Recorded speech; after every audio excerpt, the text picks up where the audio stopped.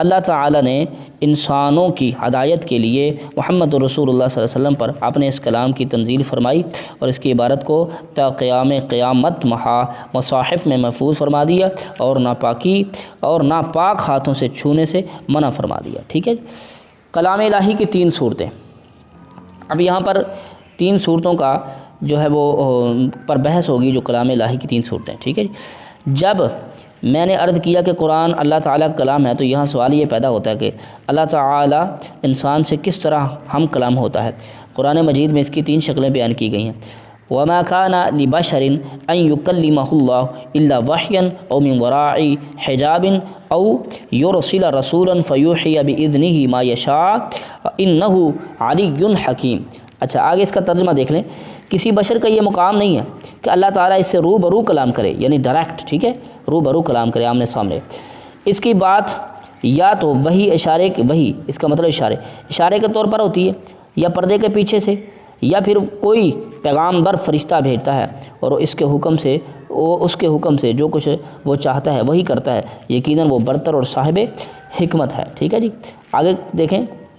Note کرنے کی بات یہ ہے کہ یہ نہیں فرمایا کہ اللہ کے لیے یہ ممکن نہیں کہ اللہ تو ہر شے پر قادر ہے۔ ٹھیک ہے جی، یہ نہیں فرمایا اللہ کے لیے ممکن نہیں کہ وہ کسی سے کلام کر سکے، فرمایا کسی بندے کے لائق نہیں ہے۔ ٹھیک ہے، وہ جو چاہے کر سکتا ہے، اللہ کی قدرت سے کوئی چیز بعید نہیں ہے، بلکہ کہا کہ انسان کا یہ مقام نہیں کہ اللہ سے اس طرح براہ راست کلام کر سکے۔ کسی بشر کا یہ مرتبہ نہیں کہ اللہ پر اس سے کلام کرے، سوائے 3 صورتوں کے، یا تو وحی مخفی اشارے کے ساتھ ذریعے، یا پردے کے پیچھے، یا وہ کسی رسول صلی اللہ علیہ وسلم رسول ملک کو بھیجتا ہے، جو رسول ملک، ٹھیک ہے، یہاں فرشتے کی بات ہو رہی ہے، جو وحی کرتا ہے اللہ کے حکم سے جو اللہ چاہتا ہے۔ ٹھیک ہے جی، اب کلام الہی کی مذکورہ 3 شکلوں میں ہمارے سامنے آئی ہیں۔ ٹھیک ہے، 3 شکلیں جو ہمارے سامنے آئی ہیں، ان میں سے 2 کے لیے لفظ وحی آیا ہے، درمیان میں ایک شکل من وراء حجاب بیان ہوئی ہے۔ اس کا تذکرہ سورۃ الاعراف میں آیت نمبر 143 کے ذیل میں ہو چکا ہے، اور یہ وہ امر واقعہ ہی ہے کہ حضرت موسیٰ علیہ السلام سے اللہ تعالیٰ نے متعدد مواقع پر اس صورت میں کلام فرمایا۔ ٹھیک ہے جی، پردے کے پیچھے سے۔ پہلی مرتبہ حضرت موسیٰ علیہ السلام جب آگ کی تلاش میں کوہ طور کی طرف پر پہنچے تو وہاں مخاطبہ ہوا۔ یہ مخاطبہ اور مکالمہ الہی حضرت موسیٰ علیہ السلام کے ساتھ من وراء حجاب ہوا تھا، اسی لیے تو وہ آتش شوق بھڑک اٹھی۔ کیا قیامت ہے کہ چلمن سے لگے بیٹھے ہیں، صاف چھپتے بھی نہیں، سامنے آتے بھی نہیں۔ ٹھیک ہے، ظاہر ہے کہ جب ہم کلام ہونے کا شرف حاصل ہو رہا ہے تو ایک قدم اور باقی ہے کہ مجھے دیدار بھی عطا ہو جائے، لیکن یہ مخاطبہ من وراء حجاب تھا۔ نبی کریم صلی اللہ علیہ وسلم یہی مخاطبہ شب معراج میں پردے کے پیچھے سے ہوا۔ ٹھیک ہے جی، بعض حضرات کی رائے ہے کہ صلی اللہ علیہ وسلم کو اللہ تعالیٰ یعنی ذات الہی کا دیدار حاصل ہوا، لیکن میری رائے سلف میں سے ان حضرات کے ساتھ ہے جو اس کے قائل نہیں ہیں۔ ان میں حضرت عائشہ صدیقہ رضی اللہ تعالیٰ عنہا بڑی اہمیت کی حامل ہیں۔ انہوں نے حضور اکرم صلی اللہ علیہ وسلم سے لازماً ان چیزوں کے بارے میں استفسار کیا ہوگا۔ ٹھیک ہے، چنانچہ ان کی بات کے متعلق تو ہم یقین کے درجے میں کہہ سکتے ہیں کہ حضرت محمد صلی اللہ علیہ وسلم سے مرفوع ہیں۔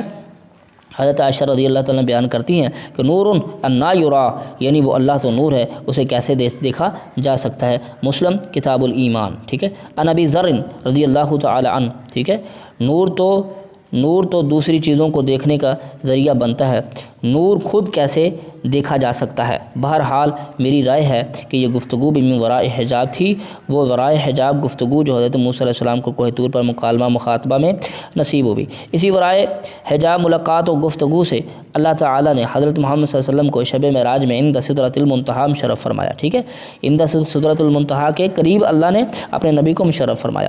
البتہ وہی براہ راست بھی ہے، یعنی بغیر فرشتہ کے واسطہ کے، دوسری قسم کی وہی فرشتے کے ذریعے سے ہے، اور قرآن مجید سے جس بات کی طرف زیادہ رہنمائی ملتی ہے وہ یہ ہے کہ قرآن وہی بواسطہ ملک ہے، جیسے قرآن مجید میں نظر بہ الروح الامین علی قلبک، اسے لے کر آپ کے دل پر روح الامین اترا، فَإِنَّهُ نَزَّلَهُ عَلَىٰ قَلْبِكَ، پس اسے جبرائیل نے آپ کے قلب پر اتارا۔ البتہ فرشتے کے بغیر وحی یعنی دل میں کسی بات کا اللہ تعالیٰ کی طرف سے براہ راست ڈال دیا جانا یعنی الہام کا ذکر بھی حضور صلی اللہ علیہ وسلم نے کیا، اور اس کے لیے حدیث میں نفس فی الروح کے الفاظ بھی آئے ہیں، یعنی کسی نے دل میں کوئی بات ڈال دی، کسی نے پھونک مار دی بغیر اس کے کہ کوئی آواز سننے میں آئی ہو۔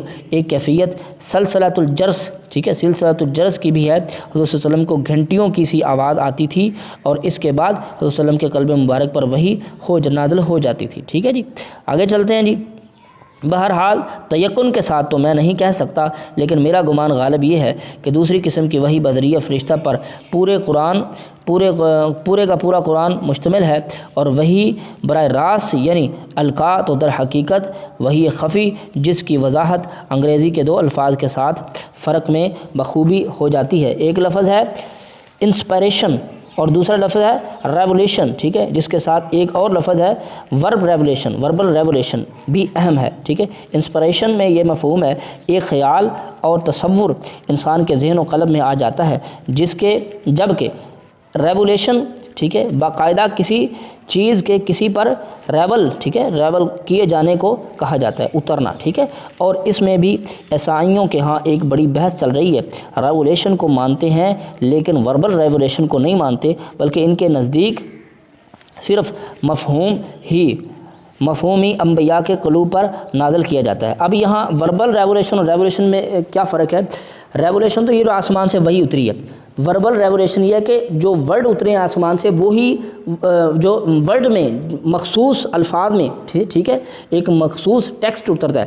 تو عیسائیوں کا جو ہے عقیدہ یہ ہے کہ مخصوص اللہ کی طرف سے ٹیکسٹ الفاظ نہیں اترتے، بلکہ مفہوم نبی کے سینے پر اتار دیا جاتا ہے۔ ٹھیک ہے، لیکن ہمارا عقیدہ ہے کہ جو آسمان سے وحی اتری ہے وہ صرف مفہوم نہیں بلکہ وہ الفاظ ہیں جو اللہ نے اتارے ہیں۔ ٹھیک ہے، ان الفاظ میں بھی ایک ذرہ کے برابر چینجنگ نہیں ہو سکتی۔ یہ ہے وربل ریولیشن اور اکیلے ریولیشن میں فرق۔ ٹھیک ہے جی، آگے چلتے ہیں۔ جیسے وہ اپنے الفاظ میں تھا، جبکہ ہمارے پاس اس بارے میں مستقل اجماعی عقیدہ ہے کہ یہ کلام اللہ کا کلام ہے جو حضرت محمد صلی اللہ علیہ وسلم پر نازل ہوا، یہ لفظاً بھی وہی ہے اور معناً بھی جو ہے بھی ہے، لفظاً بھی اللہ کا کلام اور معناً بھی اللہ کا کلام ہے، جسے کہتے ہیں کیا؟ Verbal revelation. اس ضمن میں ایک دلچسپ واقعہ لاہور ہی میں غالباً FCC کالج کے پرنسپل اور علامہ اقبال کے درمیان پیش آیا۔ وہ دونوں کسی دعوت میں اکٹھے تھے۔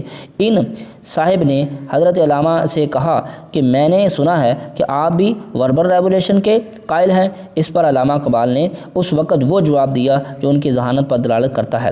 انہوں نے کہا، جی ہاں، وربل ریولیشن کو نہ صرف مانتا ہوں بلکہ مجھے تو اس کا ذاتی تجربہ حاصل ہے۔ چنانچہ خود مجھ پر جب شعر نازل ہوتا ہے تو وہ الفاظ جامع میں ڈھلے ہوتے آتے ہیں، میں کوئی لفظ بدلنا چاہوں تو بھی نہیں بدل سکتا۔ اب یہ بڑا ہی زبردست واقعہ ہے۔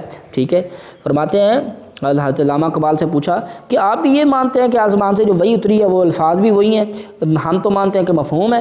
تو انہوں نے کہا، یہ ماننا کیا ہے، میرے ساتھ تو یہ تجربہ ہوا ہے کہ مجھ پر جو شعر نازل ہوتے ہیں میں ان میں سے کوئی لفظ بدلنا چاہوں تو نہیں بدل سکتا۔ اچھا، یہ مبالغہ بھی کہہ سکتے ہیں، شاید ان کے ساتھ ایسا ہوتا بھی ہو، لیکن یہ بات کوئی جھوٹی نہیں ہے کہ آسمان سے وحی اتری ہے، لفظ بھی اترے ہیں اور مفہوم بھی اترا ہے۔ ٹھیک ہے جی، آگے، وہ میری اپنی تخلیق نہیں ہے بلکہ مجھ پر نازل کیے جاتے ہیں۔ اچھا، تو یہ در حقیقت کسی کو جواب دینے کا وہ انداز ہے جس کو عربی میں الاجوبۃ المسکہ، ٹھیک ہے، یعنی چپ کرا دینے والا جواب۔ ٹھیک ہے، چپ کرا دینے والا جواب، یہ وہ جواب ہے جس کے بغیر فریق ثانی کے لیے کسی قیل و قال کا موقع ہی نہیں رہتا، جس کے بعد۔ ٹھیک ہے جی، بہرحال کلام الہی وقتاً وربل ریولیشن ہے جس نے اولاً قول جبرائیل کی شکل اختیار کی ہے۔ اچھا، حضرت جبرائیل کے ذریعے قول کی شکل میں نازل ہوا ہے اور پھر زبان محمدی صلی اللہ علیہ وسلم سے قول محمدی کی شکل میں ادا کیا ہوا ہے۔ تو یہ در حقیقت ریولیشن ہے، انسپریشن ہے، انسپریشن نہیں ہے اور محض ریولیشن بھی نہیں ہے بلکہ وربل ریولیشن ہے، یعنی معنی مفہوم اور الفاظ سب کے سب اللہ تعالیٰ کی طرف سے نازل ہوئے ہیں۔ ٹھیک ہے جی، اور یہ بحیثیت مجموعی اللہ تعالیٰ کا کلام ہے۔ آگے چلتے ہیں جی، قرآن کا رسول اللہ صلی اللہ علیہ وسلم پر نزول۔ اب نزول کن کن شکلوں میں ہوا ہے اس پر بحث ہوگی۔ پہلی بات، قرآن مجید کے حضرت محمد صلی اللہ علیہ وسلم پر نزول کے ضمن میں چند باتیں نوٹ کر لیں، ٹھیک ہے۔ پہلی بحث تو ہے نزول قرآن کی لغوی بحث سے متعلق۔ یہ نزل ینزل ثلاثی مجرد میں بھی آتا ہے، تب یہ فعل لازم ہوتا ہے، یعنی خود اترنا، ٹھیک ہے جی۔ قرآن مجید کے لیے ان معنوں میں یہ الفاظ قرآن مجید میں متعدد بار آیا ہے، وبالحق انزلنا وبالحق نزل، ٹھیک ہے۔ بنی اسرائیل، ہم نے اس قرآن کو حق کے ساتھ نازل کیا اور یہ حق کے ساتھ نازل ہوا، ٹھیک ہے۔ یہاں یہ فعل لازم آ رہا ہے، یعنی نازل ہوا۔ عام طور پر فعل لازم کی متعدی بنانے کے لیے اس فعل کے ساتھ کسی پروپوریشن کا اضافہ کر دیا جاتا ہے، چنانچہ یہ فعل نزل بھی، ٹھیک ہے، نزل بھی کے ساتھ متعدی ہو کر قرآن مجید میں آیا ہے۔ بمعنی اس نے اتارا، جسے جیسے چاہا وہ آیا، جاء بھی وہ لایا۔ مثلا نزل بھی الروح الامین علی قلبک، یعنی روح الامین جبرائیل علیہ السلام نے اس کو آپ کے سینے پر اتارا محمد صلی اللہ علیہ وسلم کو، ٹھیک ہے۔ نزول قرآن کی دو کیفیتیں، انزال و تنزیل، ٹھیک ہے جی۔ آپ نے یہ ذہن میں رکھنا ہے کہ قرآن کن دو کیفیتوں میں نازل ہوا ہے۔ ثلاثی مزید فی کے دو ابواب، یعنی باب افعال اور باب تفعیل سے یہ لفظ قرآن مجید میں بکثرت استعمال ہوا ہے، ٹھیک ہے۔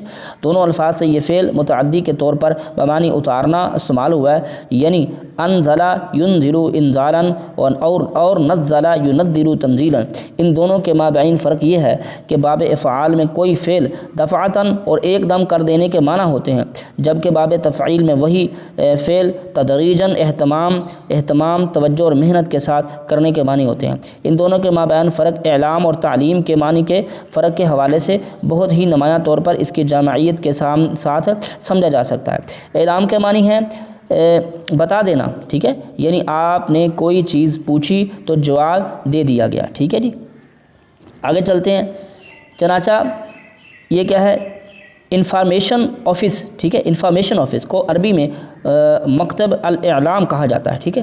جبکہ تعلیم کے معنی ذہن نشی کرانا، تھوڑا تھوڑا کر کے بتانا، یعنی پہلے ایک بات سمجھا دینا، پھر دوسری بات اس کے بعد بتانا، اور اس طرح درجہ بدرجہ مخاطب کے فہم کی سطح کو بلند سے بلند تر کر دینا، ٹھیک ہے جی۔ اگرچہ قرآن مجید کے لفظ انزال اور اس کے مشتق مختلف الفاظ استعمال ہوئے ہیں، لیکن بکثر لفظ تنزیل استعمال ہوا ہے، ٹھیک ہے جی۔ قرآن مجید کی اصل شان تنزیلی ہے، یعنی یہ کلام کو تدریجاً رفتہ رفتہ تھوڑا تھوڑا نجمن نازل کیا گیا ہے۔ چنانچہ قرآن مجید حضور صلی اللہ علیہ وسلم پر نزول کے لیے صحیح تر اور زیادہ تر مشتمل الفاظ قرآن حکیم میں تنزیل ہے۔ تاہم دو مقامات پر لیلۃ القدر، لیلۃ مبارکہ کے ساتھ انزال کا لفظ آیا ہے۔ انا انزلناہ فی لیلۃ القدر، انا انزلناہ فی لیلۃ مبارکہ۔ اسی طرح شہر رمضان الذی انزل فیہ القرآن میں یہ الفاظ آئے ہیں۔ اچھا، انزال کا استعمال ہوا ہے، ٹھیک ہے جی، یعنی صرف نزلہ کا نہیں، انزال کا بھی استعمال ہوا ہے، لیکن وہ کب ہوا ہے، وہ کن معنی میں ہے، وہ بھی سمجھ لیں۔ پھر حضور صلی اللہ علیہ وسلم پر نزول کے لیے بھی کہیں کہیں لفظ انزال آیا ہے، اگرچہ اکثر و بیشتر لفظ تنزیل ہی آیا ہے۔ اس کی تقریباً مجمع علیہ تعویل یہ ہے کہ پورا قرآن دفعتاً ایک ہی مرتبہ لوح محفوظ سے سمائے دنیا تک لیلۃ القدر میں نازل کر دیا گیا، جسے لیلہ مبارکہ بھی کہا گیا ہے، جو رمضان المبارک کی ایک رات ہے۔ لہذا جب رمضان المبارک کی لیلۃ القدر یا لیلۃ مبارکہ میں قرآن مجید کے نزول کا ذکر ہوا تو لفظ انزال استعمال ہوا۔ قرآن مجید سمائے دنیا پر ایک ہی بار مکمل طور پر نازل ہونے کے بعد وہاں سے تدریجاً تھوڑا تھوڑا کر کے حضرت محمد صلی اللہ علیہ وسلم پر نازل ہوا، چنانچہ لہذا حضور صلی اللہ علیہ وسلم پر نزول کے لیے اکثر و بیشتر لفظ تنزیل استعمال ہوا ہے۔ لفظ تنزیل کے ضمن میں سورۃ النساء کی آیت نمبر 136 نہایت اہم ہے، ٹھیک ہے جی۔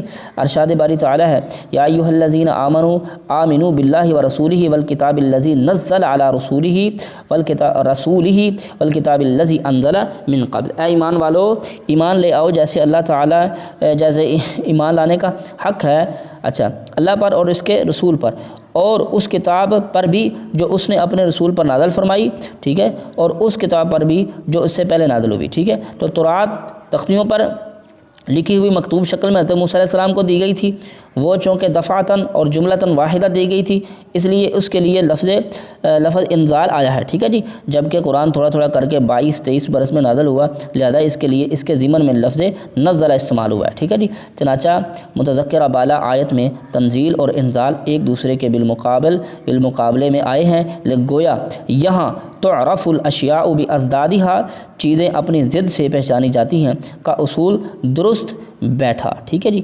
حکمت تنزیل، اب یہ تھوڑا تھوڑا کر کے نجمن کر کے اترا کیوں ہے، اس کی حکمت کیا ہے، اب یہاں پر اس چیز کی بحث ہوگی۔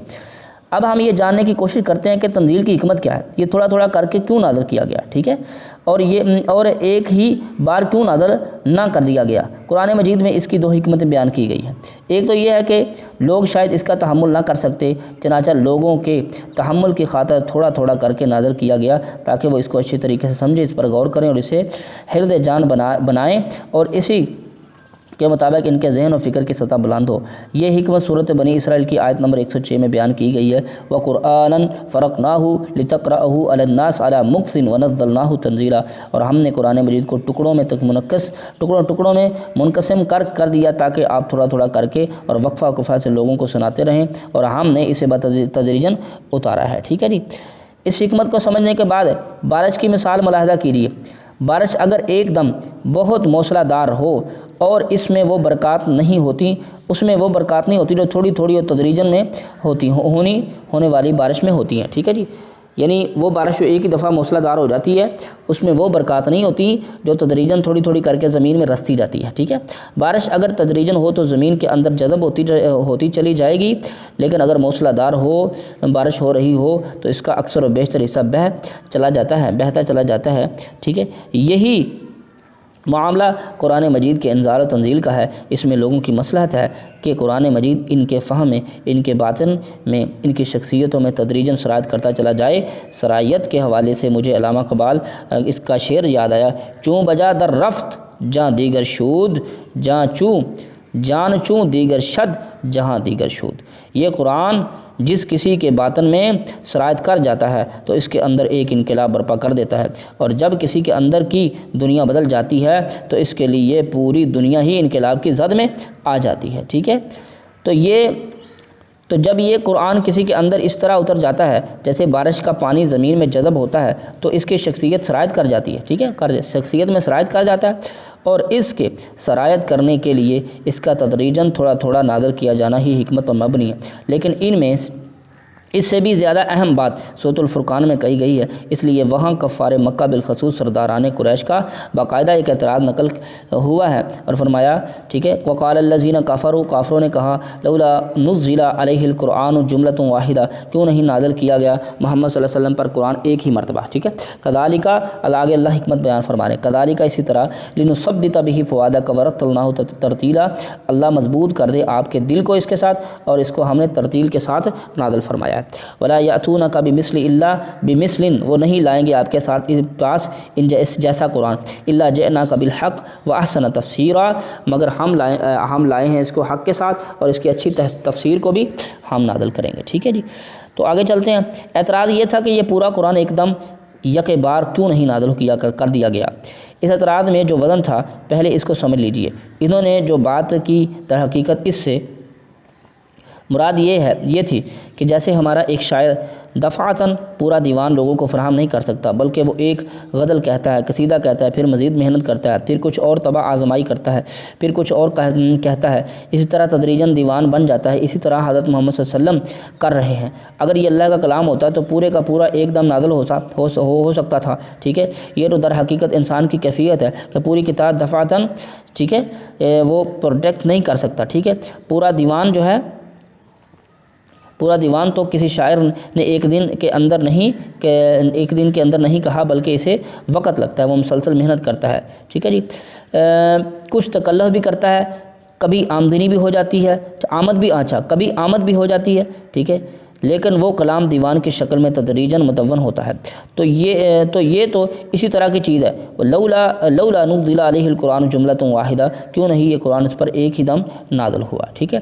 اب اس کا جواب دیا گیا کذالک لنثبت بہ فؤادک، یہ اس لیے کیا گیا تاکہ اے نبی صلی اللہ علیہ وسلم ہم اس کے ذریعے سے آپ کے دل کو تثبیت جماع عطا فرما دیں، یعنی وہ بات جو عام انسانوں کی مصلحت میں ہے، ٹھیک ہے، وہ خود محمد صلی اللہ علیہ وسلم کے لیے بھی مصلحت پر مبنی ہے، آپ کے لیے بھی شاید قرآن مجید کا ایک یک بار تحمل کرنا مشکل ہو جاتا۔ سورۃ الحشر کے آخری رکوع میں یہ الفاظ وارد ہوئے، لو انزلنا هذا القرآن على جبل لرأيته خاشعا متصدعا من خشیۃ اللہ۔ ان آیات کا ترجمہ ہم پہلے پڑھ چکے ہیں۔ نوٹ کیجیے جہاں لفظ انزال آیا ہے، ٹھیک ہے، معلوم ہوا کہ قلب محمدی کو جماع اور ٹھہراؤ عطا کرنے کے لیے اسے بتدریج نازل کیا گیا ہے۔ ورتلناہ ترتیلا، اور ہم نے اس کو بغرض ترتیل تھوڑا تھوڑا کر کے اتارا ہے۔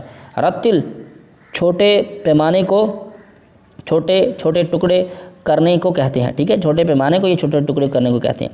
اگلی آیت میں جو ارشاد ہے اس کے دونوں مفہوم ہو سکتے ہیں، ایک یہ کہ اے نبی صلی اللہ علیہ وسلم جو اعتراض بھی یہ ہم پر کریں گے ہم اس کا بہترین جواب آپ کو عطا کر دیں گے، لیکن دوسرا مفہوم یہ بھی ہے کہ یہ مسلسل کشاکش جو آپ کے اور مشرکین عرب کے درمیان چل رہی ہے، آج وہ ایک بات کہتے ہیں، اگر اسی وقت اس کا جواب دیا جائے تو وہ در حقیقت آپ کی دعوت کے لیے موضوع ہے۔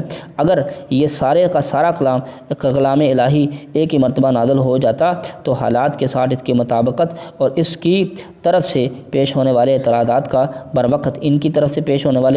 کا بروقت جواب نہ ہوتا، اور اس کے اندر جو اثر انداز ہونے کی کیفیت ہے وہ حاصل نہ ہوتی۔ اس تدریج میں اپنی جگہ موضوعیت اور ان کی اپنی تاثیر ہے، اس اعتبار سے قرآن مجید کو بتدریج نازل کیا گیا، ٹھیک ہے۔ آگے چلتے ہیں، قرآن مجید کا زمانہ نزول اور عرض نزول، ٹھیک ہے، کہاں نازل ہوا اور کب نازل ہوا۔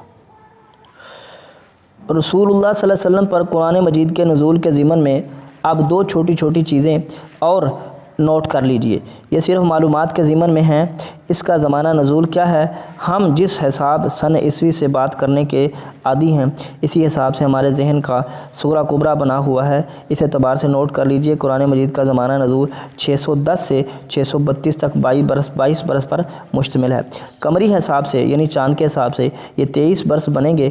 40 عام الفیل سے شروع کریں تو 12 سال قبل ہجرت اور 11 ہجرت سال مل کر 23 سال قمری بنیں گے، جن کے دوران یہ قرآن مجید بطرد تنزیل تھوڑا تھوڑا کر کے نازل ہوا۔ صحیح حدیث میں یہ شہادت موجود ہے کہ پہلی سورۃ علق کی 5 آیات نازل ہوئیں، پھر 3 سال کا وقفہ آیا۔ سورہ علق کی یہ 5 آیات بھی چونکہ قرآن مجید کا حصہ ہیں، لہٰذا صحیح قول یہی ہے کہ قرآن مجید کا زمانہ نزول 23 قمری یا 22 شمسی سال ہے۔ اب یہ نزول کی جگہ کون سی ہے؟ اس ضمن میں صرف ایک لفظ نوٹ کر لیجئے کہ تقریباً پورے کا پورا قرآن حجاز میں نازل ہوا ہے، اس لیے آغاز وحی کے بعد حضور اکرم صلی اللہ علیہ وسلم کا کوئی سفر حجاز سے ثابت نہیں ہے، حجاز سے باہر ثابت نہیں ہے، ٹھیک ہے جی۔ آغاز وحی سے قبل آپ نے متعدد سفر کیے ہیں۔ آپ شام کا سفر کرتے تھے، یقیناً یمن بھی آپ جاتے ہوں گے، اس لیے الفاظ قرآنی رحلۃ الشتاء والصیف کی روح سے قریش کے سالانہ 2 سفر ہوتے تھے، ٹھیک ہے۔ گرمیوں کے موسم میں شمال کی طرف جاتے تھے، اس لیے فلسطین کا علاقہ نسبتاً ٹھنڈا، اور سردیوں کے موسم میں وہ جنوب کی طرف یمن جاتے تھے، اس لیے کہ وہ گرم علاقہ ہے۔ تو حضور صلی اللہ علیہ وسلم بھی تجارتی سفر کیے ہیں۔ بعض محققین نے یہ بھی کہا ہے کہ یہ بھی امکان ظاہر کیا ہے کہ آپ نے اس زمانے میں کوئی بحری سفر بھی کیا ہو اور گلف کو عبور کر کے مکران کے ساحل کے پاس کسی جگہ پر آپ تشریف لائے۔ اللہ عالم، یہ بات میں نے ڈاکٹر حمید اللہ صاحب کے ایک لیکچر میں سنی تھی جو انہوں نے حیدرآباد سندھ میں دیا تھا، لیکن بعد میں اس پر جرح ہوئی کہ یہ بہت ہی کمزور قول ہے اور اس کے لیے کوئی سند صحیح موجود نہیں ہے، ٹھیک ہے۔ البتہ الخبر جہاں آج آباد ہے جہاں آج آباد ہے وہاں پر تو ہر سال ایک بہت بڑا تجارتی میلہ لگتا ہے اور رسول صلی اللہ علیہ وسلم کا وہاں تک آنا ثابت ہے۔ بہرحال آپ کو معلوم ہے کہ حضور صلی اللہ علیہ وسلم آغاز وحی کے بعد 10 سال تک تو مکہ مکرمہ میں رہے، اس کے بعد طائف کا سفر کیا، پھر آپ آس پاس عکاظ کا میلہ لگتا تھا، وہاں منڈیاں لگتی تھیں اور ان میں آپ نے سفر کیے، پھر آپ نے مدینہ منورہ ہجرت فرمائی، اس کے بعد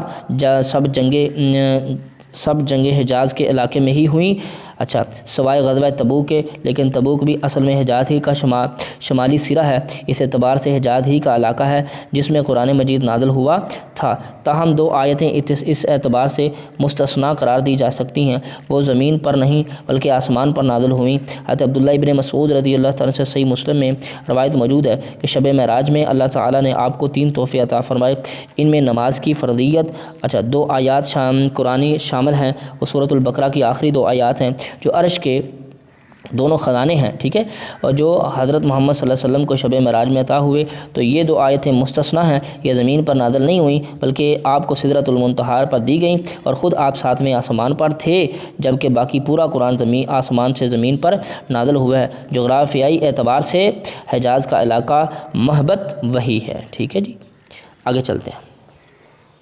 قرآن مجید کی محفوظیت، ٹھیک ہے، یعنی اس کو محفوظ کتنا کیا گیا ہے، کیسے کیا گیا، اب اس پر بحث ہوگی۔ میں نے عرض کیا تھا کہ قرآن مجید کے بارے میں 3 بنیادی اعتقادی چیزیں ہیں، اولاً یہ کہ اللہ کا کلام ہے، دوم یہ محمد صلی اللہ علیہ وسلم پر نازل ہے، سوم یہ من و عن کل کا کل محفوظ ہے، اس میں نہ کمی ہوئی ہے نہ بیشی ہوئی ہے، ٹھیک ہے جی، نہ کمی ہو سکتی ہے اور نہ بیشی ہو سکتی ہے، نہ کوئی تحریف ہو سکتی ہے نہ کوئی تبدیلی ہوگی، ٹھیک ہے جی، یہ گویا ہمارے عقیدے کا جزو لا ینفک ہے، ٹھیک ہے، اس میں کچھ استثناء اہل تشریح نے پیدا کیا ہے، لیکن ان کی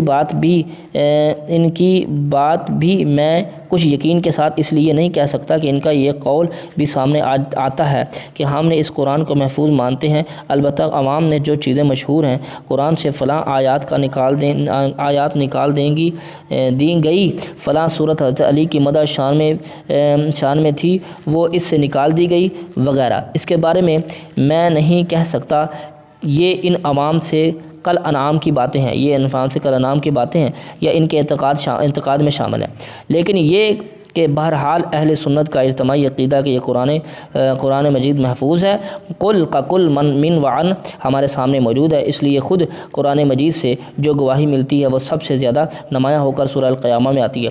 لا تحرک به لسانک لتعجل به ان علینا جمعہ وقرآنہ، رسول اللہ صلی اللہ علیہ وسلم کو اللہ تعالیٰ نے عذرائے شفقت فرمایا کہ آپ اس قرآن کو یاد کرنے کے لیے اپنی زبان کو تیز حرکت نہ دیں، اس کو یاد کرا دینا اور پڑھا دینا ہمارے ذمہ ہے، آپ مشقت نہ جھیلیں، یہ ذمہ داری ہماری ہے کہ ہم اسے آپ کے سینہ مبارک کے اندر جمع کر دیں اور اس کی ترتیب قائم کر دیں، اس کو پڑھوا دیں گے جس ترتیب سے یہ نازل ہوا ہے، اس کی زیادہ فکر نہ کیجیے، اصل ترتیب جس میں اس کا مرتب کیا جانا ہے ہمارے پیش نظر ہے، جو ترتیب لوح محفوظ میں موجود ہے، اس ترتیب سے ہم پڑھوا دیں گے، ثم ان علینا بیانہ، پھر اگر آپ کو کسی چیز میں ابہام محسوس ہو اور وضاحت کی ضرورت ہو تو اس کی توضیح و تدوین بھی ہمارے ذمہ ہے، ٹھیک ہے جی، یہ ساری ذمہ داری اللہ تعالیٰ نے خود اپنے اوپر لی ہے۔ اگر ان آیات کو کوئی شخص قرآن مجید کی آیات مانتا ہے تو ان کو ماننا پڑے گا کہ قرآن مجید پورے کا پورا جمع ہے، اس کا کوئی حصہ ضائع نہیں ہے، صراحت کے ساتھ یہ بات سورہ ہجر کی آیت نمبر 9 میں مذکور ہے، انا نحن نزلنا الذکر وانا لہ لحافظون، ہم نے اس ذکر کو نازل فرمایا، ہم اس کی حفاظت کرنے والے ہیں۔ یہ گویا ہمیشہ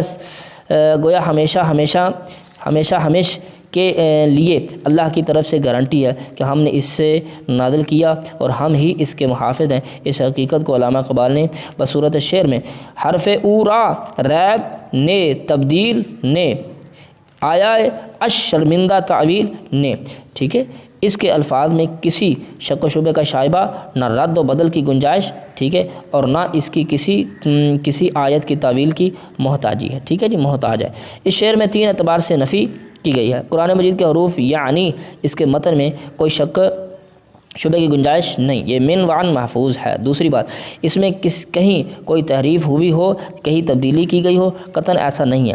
کیا اس کی آیات کی الٹ سلٹ تعویل بھی کی جا سکتی ہے؟ نہیں، یہ آخری بات بظاہر بہت بڑا دعویٰ معلوم ہوتا ہے، اس لیے تعویل کے اعتبار سے قرآن مجید کے معنی ہیں لوگوں نے تحریف کی ہے، لیکن واقعہ یہ ہے کہ قرآن مجید میں اگر کہیں معنوی تحریف کی کوشش بھی ہوئی ہو تو وہ قطعاً درجہ استناد کو نہیں پہنچ سکے گی، اسے کبھی بھی استقلال اور دوام حاصل نہیں ہو سکا۔ قرآن نے خود اس کو رد کر دیا ہے۔ جس طرح دودھ میں سے مکھی نکال کر پھینک دی جاتی ہے، ایسی تعویلات بھی امت کی تاریخ کے دوران کہیں بھی جڑ نہیں پکڑ سکی اور اسی طرح نکال دی گئی۔ اس بات کی سند بھی قرآن مجید میں موجود ہے۔ سورہ حامد سجدہ میں لا یأتیہ الباطل من بین یدیہ ولا خلفہ، ٹھیک ہے، ولا من خلفہ تنزیل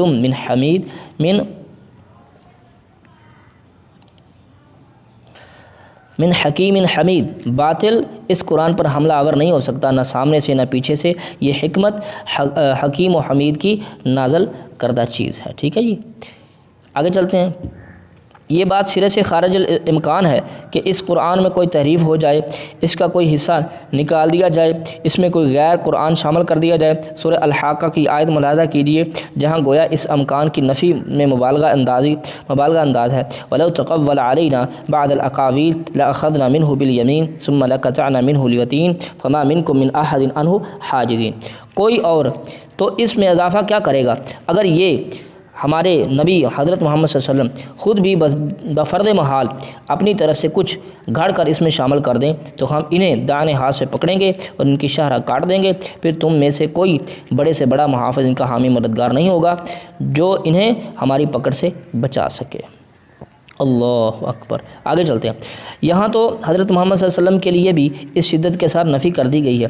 کفار و مشرکین کی طرف سے مطالبہ کیا گیا کہ آپ اس قرآن میں کچھ نرمی اور لچک دکھائیں، یہ تو بہت ہی رائڈڈ ہے اور بہت ہی ان کمپرومائزنگ ہے، ٹھیک ہے، یعنی اس پر کمپرومائز نہیں کیا جا سکتا۔ بہرحال دنیا میں معاملات کچھ لو کچھ دو، گیو اینڈ ٹیک سے طے ہوتے ہیں، لہذا کچھ آپ نرم پڑیں، کچھ ہم بھی نرمی کرتے ہیں اس کے بارے میں۔ وَدُّوا لَوْ تُدْحِنُوا فَيُدْحِنُوا، وہ چاہتے ہیں کہ آپ کچھ ڈھیلے ہو جائیں تو یہ بھی ڈھیلے ہو جائیں۔ سورہ یونس میں ہے وَإِذَا تُتْلَىٰ عَلَيْهِمْ آيَاتُنَا بَيِّنَاتٍ قَالَ الَّذِينَ لَا يَرْجُونَ لِقَاءَنَا نَأْتِ بِقُرْآنٍ غَيْرِ هَٰذَا أَوْ بَدِّلْهُ قُلْ مَا يَكُونُ لِي أَنْ أُبَدِّلَهُ مِنْ تِلْقَاءِ نَفْسِي إِنْ أَتَّبِعُ إِلَّا مَا يُوحَىٰ إِلَيَّ إِنِّي أَخَافُ إِنْ عَصَيْتُ رَبِّي عَذَابَ يَوْمٍ عَظِيمٍ۔ ٹھیک ہے جی، اب اس آیت کا ترجمہ کیا ہے؟ جب انہیں ہماری آیات بینات سنائی جاتی ہیں، وہ لوگ جو ہم سے ملنے کی توقع نہیں رکھتے کہتے ہیں کہ اس قرآن کے بجائے کوئی اور قرآن لائیے، ٹھیک ہے، یا اس میں کچھ ترمیم کیجیے۔ نبی صلی اللہ علیہ وسلم ان سے کہہ دیجیے کہ میرے لیے ہرگز ممکن نہیں کہ میں اپنے خیال اور ارادے سے اس کے اندر کچھ تبدیلی کر سکوں، میں تو خود پابند ہوں اس کا جو مجھ پر نہیں وحی کیا جاتا ہے۔ اگر میں اپنے رب کی نافرمانی کروں گا تو مجھے بہت بڑے ہولناک دن کے عذاب کا ڈر ہے۔ ٹھیک ہے جی، یہ ہے قرآن مجید کی شان، یہ لفظاً معناً متناً کلی طور پر محفوظ ہے۔ ٹھیک ہے جی، اب آگے چلتے ہیں۔ آگے کیا ہے؟ یہاں پر پہلا باب ختم ہوا، دوسرا باب یہاں سے آگے شروع ہوگا، متفرق مباحث انشاءاللہ وہ ہم اگلے لیکچر میں پڑھیں گے۔ تب تک کے لیے آپ اس لیکچر کو دیکھیں اور قرآن کے ساتھ اپنا قلبی رجحان بنائیں۔ اللہ سے دعا ہے اللہ میرا اور آپ کا حامی و ناصر ہو۔